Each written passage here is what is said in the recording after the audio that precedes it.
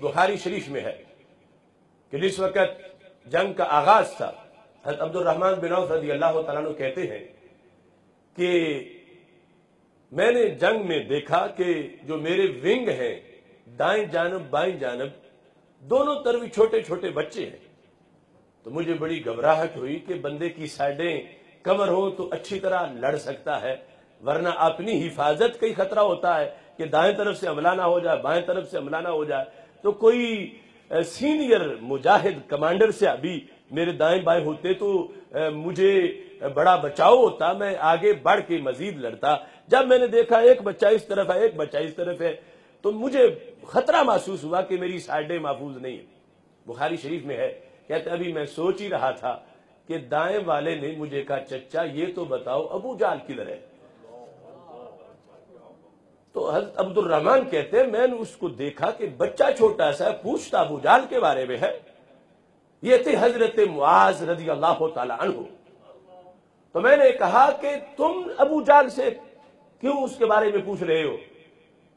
تو انہوں نے کہا قسم کھائی ہے مر جائیں گے یا ماریں گے ناری کو، سنا ہے وہ گالیاں دیتا ہے محبوب باری کو، کہ ہم قسم اٹھا کے آئے۔ حدیث شریف میں ہے کہ اگر اس کا جسم مجھے نظر آئے یا میں نہیں یا وہ نہیں، یعنی یہ الفاظ تھے۔ اس انداز میں اتنی جرأت تھی، اتنا حوصلہ تھا۔ عبد الرحمن کہتا ہے میں نے کہا وہ سامنے ہے لیکن اس کے گرد تو بڑا پہرا ہے، حصار ہے، اتنی فوج ہے اس کی حفاظت کے لیے۔ کہتے ابھی میری بات مکمل نہیں ہوئی تھی کہ بائیں میں جو کھڑا تھا اس نے کہا چچا مجھے بتاؤ ابو جہل کدھر ہے؟ تو میں نے اس سے پوچھا کہ تمہارا کیا مقصد ہے؟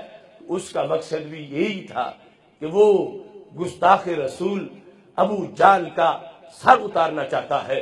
کہتے ہیں جس وقت میں نے بتایا تو یہ چل کے نہیں گئے، دونوں اڑ کے پہنچے اس تک، اور اس کے کسی ہواری کا کوئی لحاظ نہیں کیا، اور جاتے ہی ایسے تابڑ توڑ حملے کیے کہ ابو جہل اپنا کنٹرول سواری پہ برقرار نہ رکھ سکا، زمین پہ گرا اور اسے واصل جہنم کر دیا گیا۔ اور یہ بدر نے ثابت کیا کہ اس امت کے جب چھوٹے چھوٹے اتنے بڑوں کے بیجے نکال دیتے ہیں تو بڑے مجاہدوں کے جذبوں کا عالم کیا ہوگا۔